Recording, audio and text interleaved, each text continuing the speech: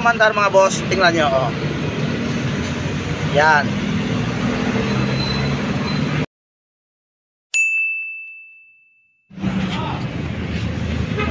Good day mga boss,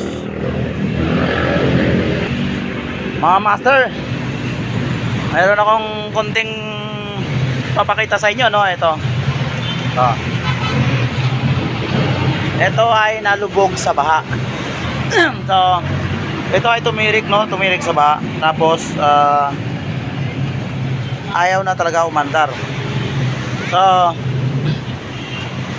tinik natin ito, tinanggal na ng may-ari yung air cleaner kasi nadurog na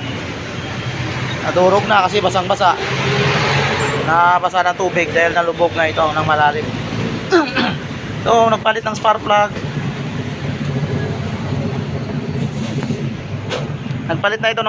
nag-change oil na, nagpalit ng gear oil, pero ayaw pa rin umandar. Kahit ako nahirapan pa andarin, no? So ang nangyari nito mga master, no, ayaw talaga yung mandar kahit kompleto, maayos lahat. Hindi ko pa naman binuksan yung kanyang total body, pero yung bugan ng gasolina sa injector maayos naman dahil chinek na natin to, maayos naman. So tapos mga master, no, tuwing nalubog kayo, lagi nyo titinan yung hindi lang lahat, dahil ayaw nyo mandar, mahirap pa andarin. Dahil nga ito, papakita ko sa inyo. Ito mga sir, kung napansin nyo, pag ayaw talaga umandar, no, papakita ko lang sa inyo. Ito tinanggal natin, natapon na. Pag ayaw talaga umandar mga boss, tingnan nyo. Yan.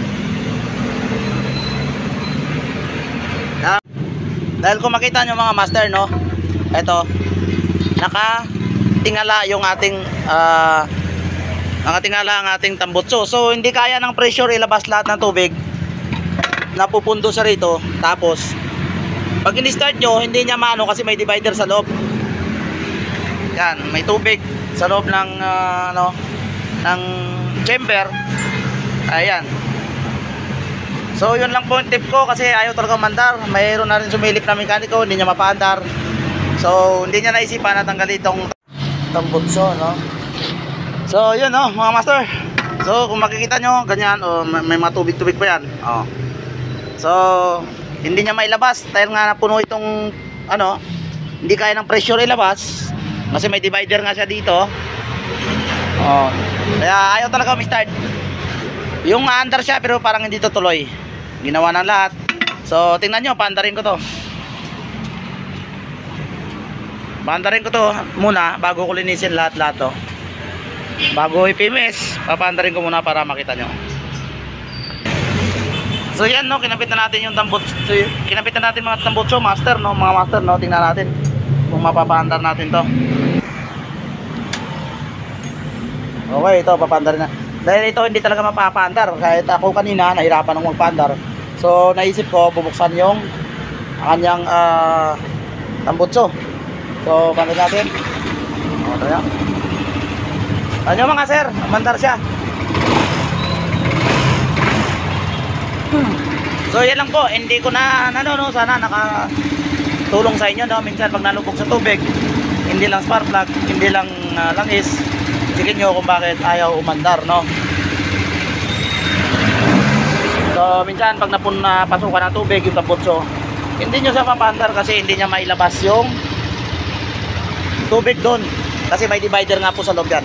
Hindi niya lahat mailabas yung tubig. So yun lang po, maraming salamat. PMS na ako. Mag-PMS na ako. Lilinisin ko na po lahat yan. Dahil kita nyo, napakarumi.